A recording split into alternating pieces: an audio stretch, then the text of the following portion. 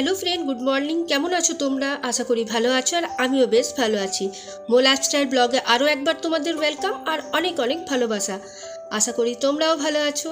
তো আজকের দিনটা হলো শুক্রবার, আর এখন বাজে সকাল 6টা। আর এখন থেকেই তোমাদেরকে সাথে নিয়ে আমি ব্লগটা স্টার্ট করলাম। ঘুম থেকে উঠে বাসি কাপড়টা ছেড়ে এখন আমি ব্রাশ করতে চলে এসেছি ছাদে। আর ভোরবেলায় ছাদে কিন্তু বেশ ভালো লাগে, আর হাওয়াও দেয়। আর 6টার সময় দেখতে পাচ্ছ কি পরিমাণ রোদ উঠেছে। তো ব্রাশ আমার হয়ে গেছে, এখন আমি একটু মুখে ফেস ওয়াশ দিয়ে মুখটা ভালোভাবে ওয়াশ করে নেব। তারপর ব্যাস একটু সানস্ক্রিন নিয়ে মুখটাতে লাগিয়ে নেব, কারণ গরমকালে আমি লাগিয়ে থাকি, শীতকালে লাগাই বা না লাগাই। শীত, গ্রীষ্ম, বর্ষা সবসময় আমাদের সানস্ক্রিন লাগানো উচিত, কিন্তু শীতটা একটু অ্যাভয়েড হয়ে যায় বর্ষাতেও। তো চলো, এখন আমি চলে এসেছি ছেলে টিফিন করে ছেলেকে স্কুলে দিয়ে তারপর এখন আমি এই বাগানের বারান্দাটা আমার যে চারিপাশে ঘেরা আছে সেটা একবার ঝাড় দিয়ে নেব। আর যেহেতু বড় বড় গাছ আছে বলে বাগানে প্রচুর ময়লা হয়, মানে তোমার 2-3 দিন পর পর ঝাড় না দিলে কিন্তু এত গাছের পাতা জমে যায়। আর একটু দেখে না আমার গাছে কত কাঁঠাল ধরেছে। এটাতে জানো তো আগে ধরতোই না, আগে দুটো একটা ধরতো, আর এইবারে 7-8টা ধরেছে, তার মধ্যে আমাদের দুটো কেটে খাওয়াও হয়েছে।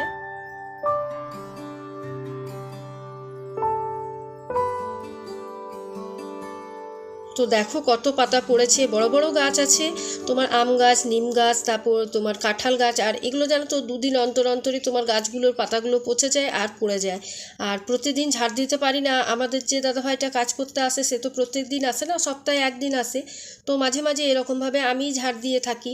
আর আমি বাগানে খুব একটা আসি না, যেহেতু সাপের ভয় লাগে বলে। শুধু ভোরবেলায় আমি ফুলটা তুলে নিই, আর যখন দেখি গাছে বেগুন বা কিছু হয়েছে তখন একবার আসি। তাও একটু আমার ভয় লাগে, যেহেতু বলে গরমকালে নাকি একটু সাপটা বেশি বেরিয়ে থাকে। তো চলো, এদিকে যা কাজ করার করে নিলাম, এরপর আমি চললাম তোমার এই সিঁড়িগুলো ঝাড় দিয়ে নেবো। ঘরগুলো, বাসি ঘরগুলো ঝাড় দেওয়া আমার হয়ে গেছে।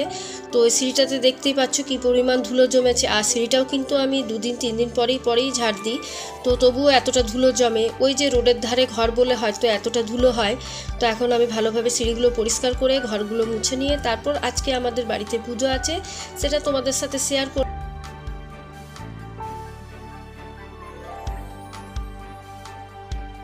তো পুরো হাতে একা সংসারটা সামলাতে হয়, দোকান থেকে শুরু করে তোমার ঘরের কাজকর্ম সব কিছুই আমাকে একা হাতেই করতে হয়, কিছু করার নেই। আর এই সময়ে দিদিও কাজটা ছেড়ে দিয়েছে, কিছু করার নেই। আর এখন যা কাজের লোকের তোমার চাহিদা, মানে এখন ফ্ল্যাট হয়ে গেছে বলে তোমার সবাই ফ্ল্যাটে কাজ করছে, আর সেখান থেকে বেশি বেতন পাচ্ছে বলে আর এখন এমনি যারা মানে এই বাড়িতে পাড়ার বাড়িতে থাকে সেখানে আর কাজ করতে চাইছে না। তো এদিকে দেখো আমি কাপড়গুলো ভিজিয়ে নিলাম, কারণ স্নান করার আগে কাপড়গুলো কেচে ভালোভাবে রোদে মেলে দেবো। আর এখনকার ওয়েদারটা তোমার সকাল হলে প্রচণ্ড রোদ উঠছে আর বিকেল হলেই মেঘ করে আসছে।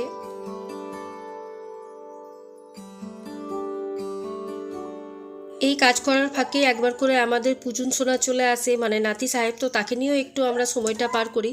তো দেখো এই সময় আমি ওকে নিয়ে একটু খেলাতে ব্যস্ত। ব্যাস একটু খেলবে, তারপর আবার ও ঘুমিয়ে যায়, 9টা বাজলেই আবার ঘুমিয়ে যায়। আর আমাদের যেহেতু সবারই বাড়িতে সকাল সকাল কাজ হয়ে যায়।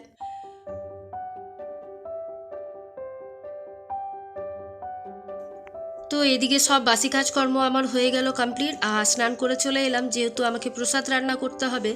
তো আমরা যারা মিলে করি, তো আজকে আমার যে 4 নম্বর সেই জায়ের বাড়িতেই রান্না হবে। তো এদিকে একটু আমি সিঁদুরটা ঠেকিয়ে নিলাম আর একটু হাতে বডি লোশন লাগিয়ে নিলাম, ব্যাস। তো চলো এবারে যাওয়া যাক কী কী রান্না করছি।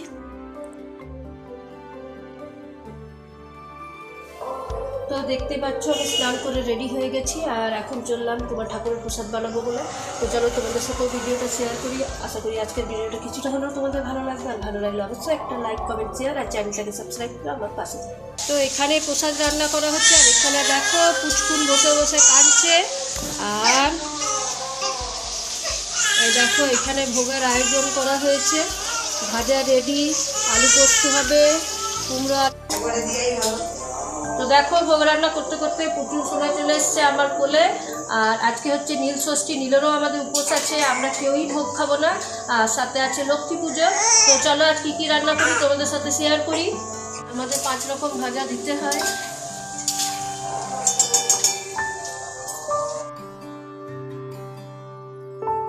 তো যা আমার তোমার ভাজাগুলো করে নিল, আর এদিকে দেখতেই পাচ্ছ পিতলের হাঁড়িতে ভাতটা চাপিয়ে দিয়েছে। আর আজকে কেউ বড়রা খাবে না, মানে শুধু দাদা ভাইরা খাবে আর বাচ্চারা খাবে। তো ব্যাস ওই 6-7 জন আছে, তার মতন আর কেউ নেই। আর এদিকে পটল ভাজা, বেগুন ভাজা, আলু ভাজা, কলা ভাজা সব কিছু হয়ে গেছে। আর এর মধ্যেই রান্না করতে করতে একবার আমাকে দোকানে যেতে হয়েছিল, কারণ আমি দইটা আনতে ভুলে গেছিলাম। তো তার জন্য দেখো আমি আর আমার জায়ের মেয়েটা যাচ্ছি। আর এটাই হচ্ছে আমাদের দোকান। আমি পুরো ভিডিওটা করতে পারলাম না। আর দই নিয়ে এখন আমরা আবার বাড়ি ফিরে এলাম। আর বাড়ি ফিরে এসে আবার আমাকে রান্না চাপাতে হয়েছিল, কুমড়োটা হয়ে গেছিলো তাই দিদিভাই নামিয়ে দিয়েছিল। তো কুমড়োর তরকারি হয়ে যাওয়ার পর এখন আমি এঁচোড়টা চাপাচ্ছি। আর এদিকে তোমার মুগ ডাল চাপিয়ে দিয়েছি প্রেসার কুকারে। তো আমি এটা যেহেতু নিরামিষ রান্না সেই জন্যই কিছুই দিলাম না, একটু গোটা গরম মশলা আর তেজপাতা, শুকনো লঙ্কা আর 5 ফোড়ন দিলাম। আর এদিকে ইঁচড়টা তোমার সিদ্ধ করে রেখেছিলাম। তো ব্যাস একটু কষিয়ে কষিয়ে রান্নাটা করেছিলাম। আর সব তরকারিগুলো আমিই করেছিলাম, তো মোটামুটি খেতে ভালোই হয়েছিল, সবাই একটু নাম করেই ছিল। আর দেখবে খাবার যদি ভালো হয় আর সবাই যদি বলে ভালো হয়েছে তাহলে কিন্তু বেশ ভালো লাগে।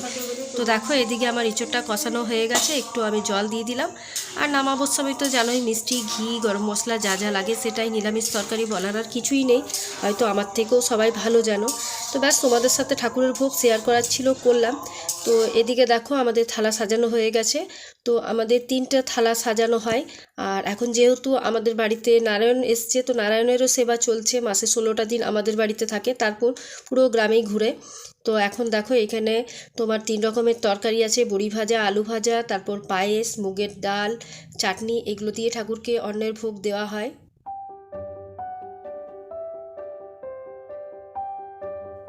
তো প্রসাদ আনার সময় আমাদের কেউ থাকা চলে না, সেই জন্য এক এক করে প্রসাদ নিয়ে আসছি।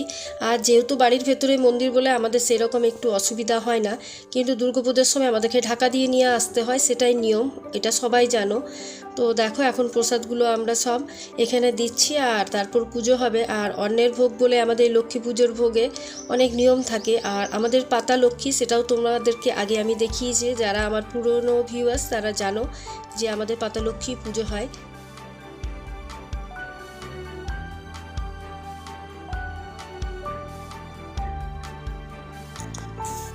তো আমাদের ভোগ দেওয়া কমপ্লিট হয়ে গেল। আর দেখো পুচকুন চলে এসছে, ঘুম থেকে উঠে গেছে, ও বদমাশি শুরু করে দিয়েছে। তো তোমাদের সাথে একটু শেয়ার করি, ঠাকুরের পুজো হচ্ছে, ঠাকুরকে ভোগ নিবেদন করা হচ্ছে, তারপর খানিকক্ষণ তোমার দরজাটা বন্ধ করে রেখে দেওয়া হবে। আর এর মধ্যে আমাদের শিব পুজো করতে যাওয়ার আছে। তো বাড়িতেও আমরা পুজো করি, যেহেতু বাড়িতে মন্দিরেও প্রচুর আমাদের শিব ঠাকুর আছে, তোমরা এই চারিপাশে দেখতে পাবে শিবও আছে। আর এর মধ্যে আমরা মন্দিরে গেছিলাম পুজো করতে। তো ভোগ নিবেদন হয়ে যাওয়ার পর তারপর আমরা চলে এসেছিলাম আমাদের পাড়ার মন্দিরে। আর পাড়াতে আমাদের 3টে শিব মন্দির আছে, তো এটাই সামনে, তাই আমরা এটাতেই আসি।